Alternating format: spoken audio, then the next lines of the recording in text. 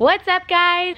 This week we are doing a vinyl wrap on this 2018 Challenger Hellcat for a customer just in time so he can release it at Wham Show. So we are going to start by disassembling certain panels that we need to pull off before we can do a wrap, such as the mirrors and the spoiler on the trunk lid. This wrap is going to be a two-tone, so it's going to be gloss black on the hood, the roof, and the trunk lid, and then a pattern on the side panels. So let's get into it, and I'm going to show you a little bit of tips and tricks if you want to wrap your own car. Now, I did mention that the hood, the roof, and the trunk are going to be a solid color with gloss black. So I'm going to pop out these vents so that we have some nice, clean, deep recessed edges in here that we can really get the wrap in there and get a really nice adhesive hold on them, especially in these super tight corners up in here. We don't want those popping out by just having our cut edges around here. So we're going to pop out these vents so that we can really get the material in there and have a nice hold down, like way down in here. Now, this car has also lived outside its whole life. So right here in this rain rail, where it's really super weathered, because anywhere where the clear coat is flaking off, the wrap will also be just stuck to that top layer, and so then you'll have bubbles and you'll see kind of the pattern in here. So we're just gonna kind of lightly feather all this out and have a nice clean work surface without all of these clear coat flakes in there. It's really dirty right now. I'm just showing y'all where we're starting with. So aside from that, we're also going to take this rear spoiler off. That way I can really get up underneath here, get this really cleaned, and have a nice flat, clean surface to be able to wrap with. There are two studs. So I already took one nut off this side, and then there's a second one on this side that I started to loosen until I realized I should be videoing this. And they have a little cap cover on them that looks like these little top hat, kind of like a bottle nipple thing that was over them to kind of keep them from getting weathered. So you're gonna pop those off and be mindful that you do have a camera in here that you will have to unplug so that when you do pull that off, you're not pulling out the wires. So that's the step that we're on, and I'm gonna show y'all how to get that off.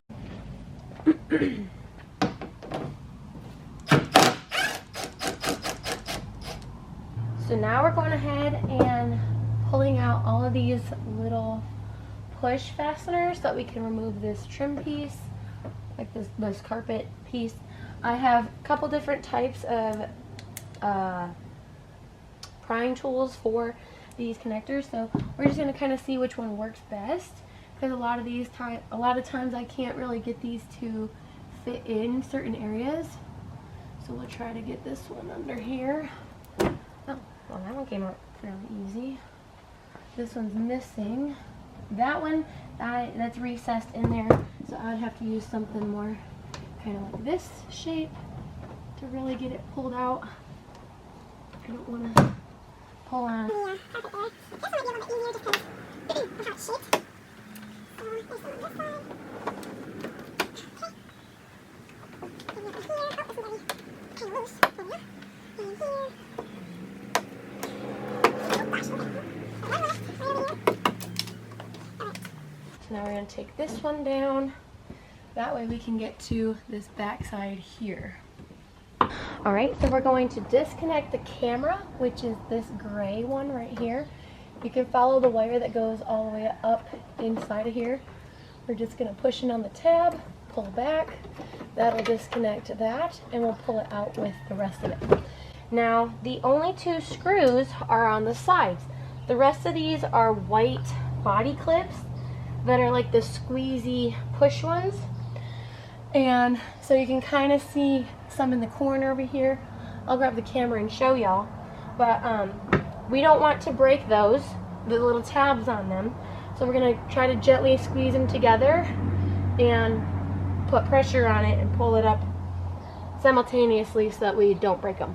So there's one right there in this corner, and there's going to be 4 that are inside here. see if we can get some. Well, that was the plug. Oh yeah, here's the plug that you unplugged. Let me see if I can get the other ones on a video. There's the other one on the passenger side. There's a third one right there. That's kind of above the handle. And I believe the fourth one is gonna be in this hole. Somewhere in there. These remind me of the GMC fender flares. They're just so much fun. I wish my hand would fit there. But no! Why would that do that? Alright, so I'm using my black light. That way it's a little easier to see in there. That little glowing thing is that white clip. And I squeezed it together while putting pressure on the end of the spoiler. And then I've stuffed a microfiber towel in there to keep the pressure on it. That way, as I'm going through and squeezing the clips together with my pliers, then they just kind of pop up and up and up as I'm going along. And I use my towel to keep the pressure when I can't reach to get it in there. I'm gonna try and set the camera up and kind of show you guys what I'm talking about. It's just really hard to film and do it at the same time. So let me see if I can set the camera up and kind of demonstrate what I'm talking about. All right, so I've got my towel in this corner, putting pressure up. I undid the first little clip.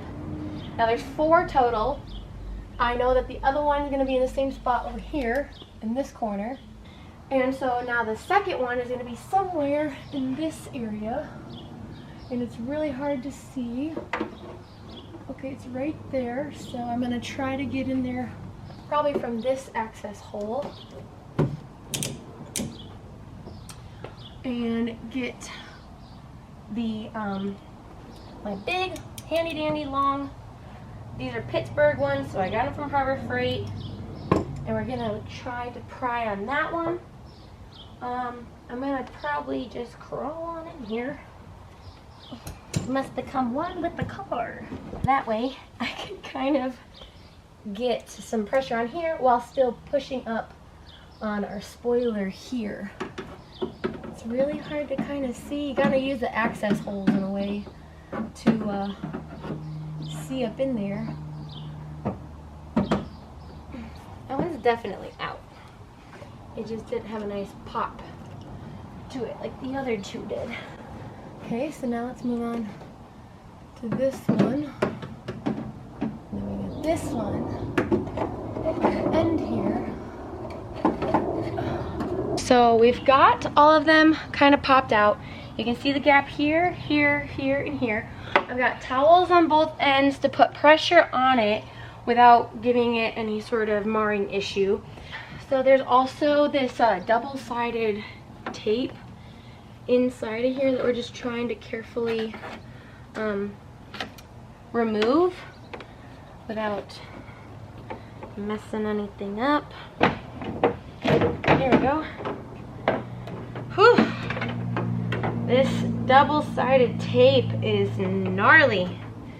So that's what we're trying to separate it from. This stuff is, whew, Lord have mercy. Oh, I don't know if y'all can see that. All right, so you're trying to just get it separated from these. Good golly, them things are sticky. So we're gonna clean this all off on both sides.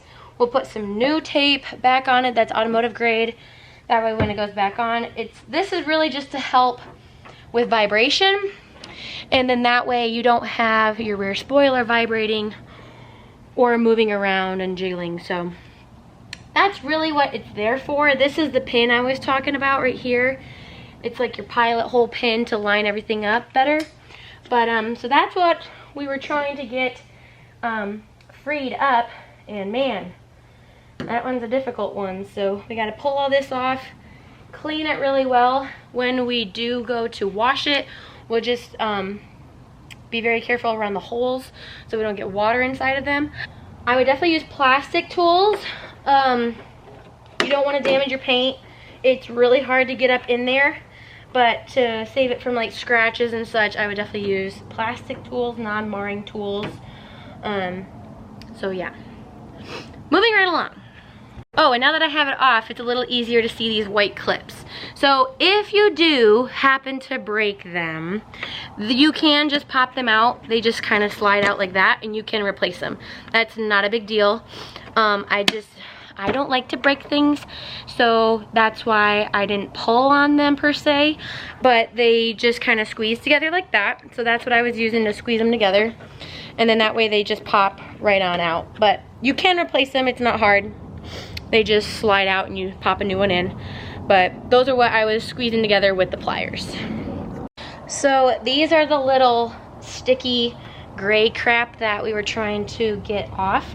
You can use a plastic bladed scraping tool. Don't use a razor. And we're just gonna try to loosen up some of this big stuff here. That way we can get some Goo Gone stuff on there. But we're just gonna kind of try to get the majority of this off with a plastic tool. And then that way we can do our best and get this adhesive all the way off the paint. So another method you can use is you can kind of heat it up. It kind of helps release that glue a little better, and that way it rolls a little easier. See how much easier that is once you just give a little heat on it. But you don't want to get it too hot, because then if it starts to melt, it'll just kind of like be extra gooey and not like roll as easily. So you got to find like the perfect temperature balance kind of. So another option is like a wax wheel.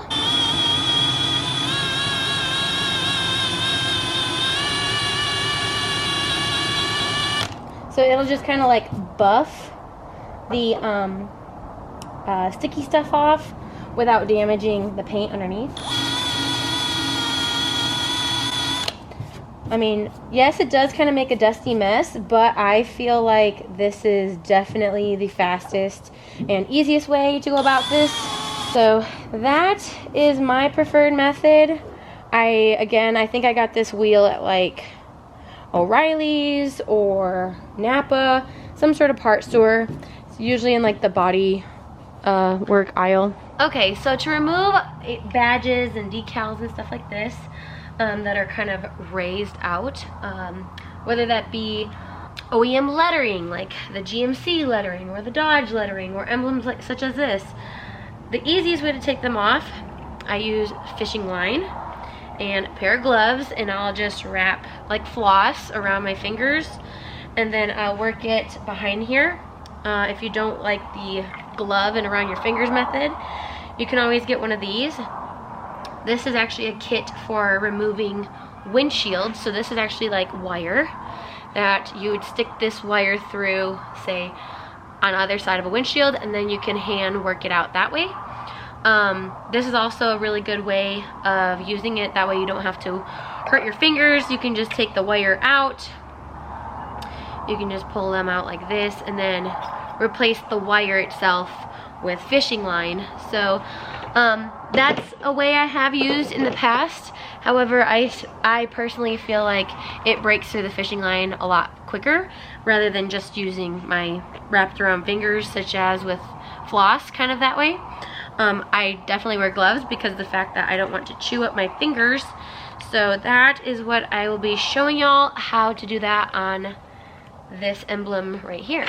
So I just kind of wrap it around 2 or so fingers, get it started behind here, away from the paint. You just want it just behind where that emblem is, and then you're just going to kind of work it back and forth and floss it down, down, down. And if it breaks, you can just get a new piece.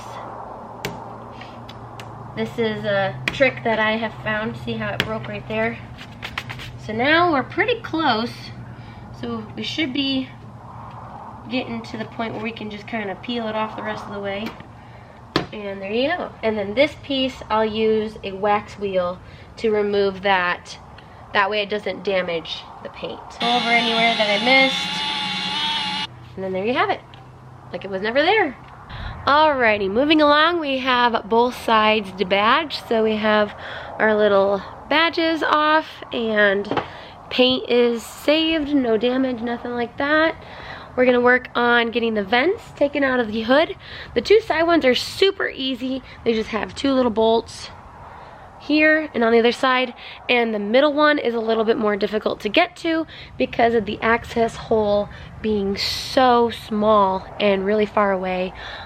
Being that it's right here towards the front, the only accessibility way that we can get to them is through these slots here, and we can only kind of see it through the hood latch striker pin hole there. So I'll do my best to try and show y'all that middle one. The side ones are super easy to see. It's 4 bolts total to take them all out. That's super nice. And then that middle one we'll work on getting out as well. So we're gonna remove these 10mm bolts.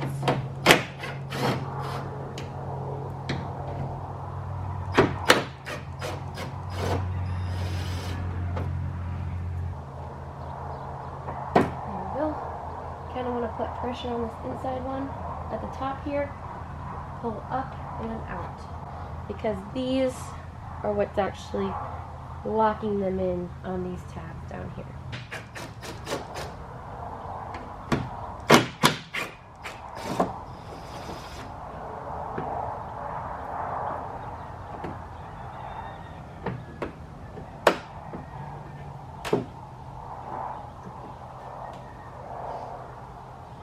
Okay, so behind the hood striker, there are 2 clips. Here's the one that's on the left, and then the second one is over there on the right. You push those in gently so you don't break them because they're brittle, and then it'll slide and kind of pop out. So I'm going to kind of show y'all what that looks like once you push them in. Alright, so underneath here, I took a little plastic tool. Right in here where this striker is for your hood latch, there are those 2 clips that I showed y'all. You're just going to gently push up on those. I had shot this clip, but then it was out of frame, so I'm just explaining it now instead of trying to edit that because you couldn't see anything. So anyway, you're going to push up on those little clips. That way you can kind of pop the hood down too and kind of see what they look like on this side. Once you have those clips depressed up, right here where you have them pushed up, you're going to just kind of pull them up here and just very gently kind of rotate this up so that you can get the rest of the way out. Because you have these back clips here, they're not really clips, they're just tabs, but this is what's holding this back side. Come on, camera, there you go. Alright, so these little tabs, you don't want to break them, and that's what's holding it in there. These are the clips that are in that little hole right here where the striker is. You're just going to gently push up on these little guys right here. You don't want to break them because they can be brittle. Being that it's an engine bay, it gets a lot of heat in there, and plastic pieces with heat over time gets brittle. So just be very gentle on pushing those up, and then like I had demonstrated, just kind of slowly bring that up so that you're not breaking any of these tabs, and that'll get your center vent out. Now we have a nice clean body panel with no vents or anything in the way to now wrap.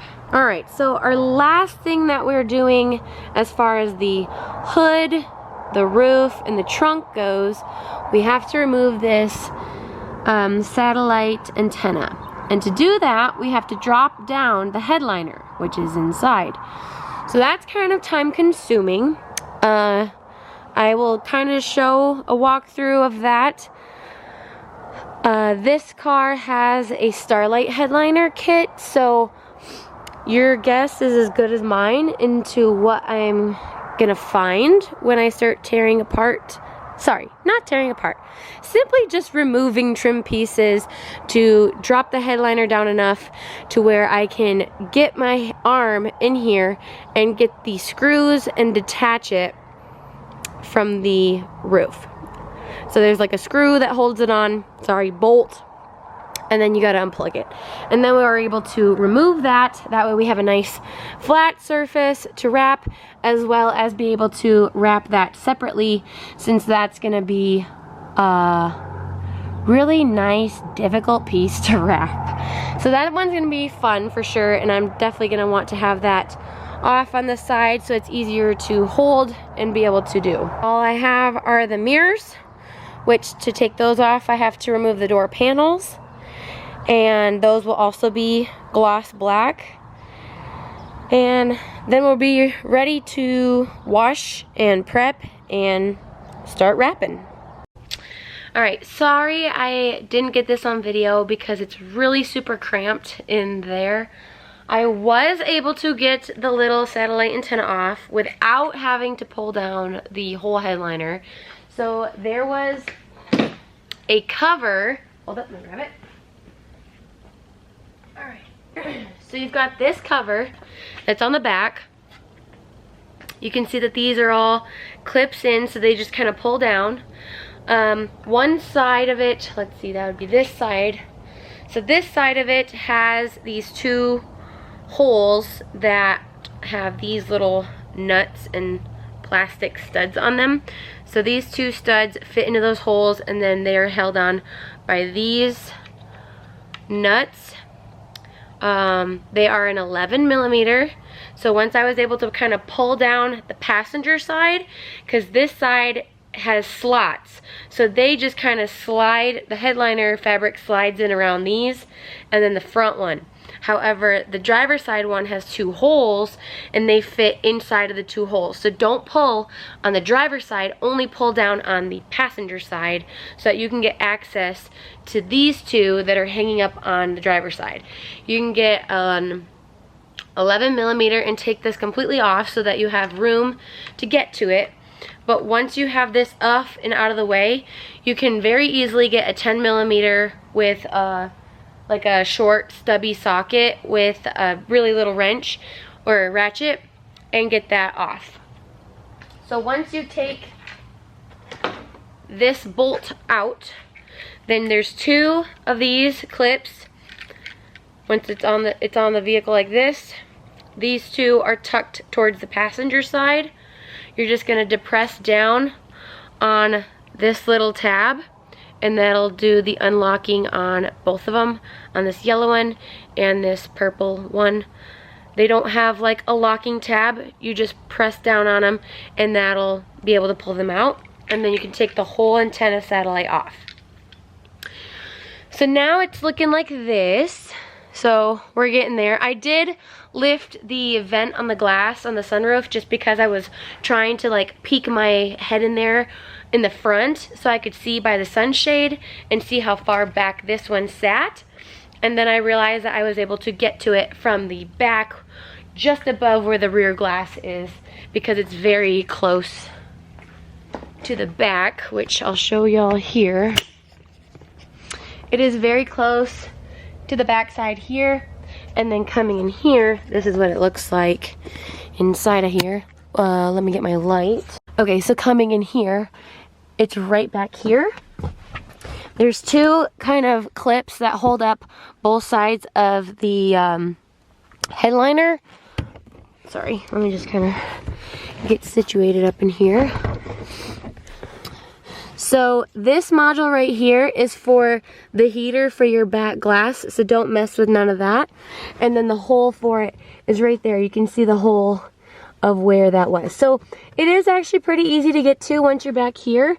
Again, you just have like the two clips that you just kind of pull down gently on the headliner. And then on this side, which would be the passenger side, these are where they're plugged in at. See the yellow one? And then there's a purple one down there. It's a little longer, so it's further away. But you can very easily get to them without having to pull the headliner out in the back. And I was just able to get it off with my little stubby quarter drive ratchet. I'm like, can't think of the word. Also, another little tidbit is if you're like me and you don't like having to reposition your seats all the time, but as you can see, I put the seat all the way forward so I had some more access to crawl in and out of the back. Before you move it, I mark it with painter's tape. So I put these two in alignment, and then that way when I put this seat back, the front side of my painter's tape on the seat and the front side of my painter's tape on the frame, they will match up, and that's how I know that that's where that seat was originally at, especially on a customer vehicle, because I don't like it when people move the seat in my vehicle, so I don't want to do that to others. It's just one little extra tidbit that I always like to try to do. Alright, so now we're on to the clear coat that is flaking on the top rails here. So I'm gonna begin by just trying to blow most of this off with air, and then finish up anything that the air doesn't flake off, and we'll see how much work we have left after that. Sorry in advance for your ears. I'll try to minimize the sound when editing.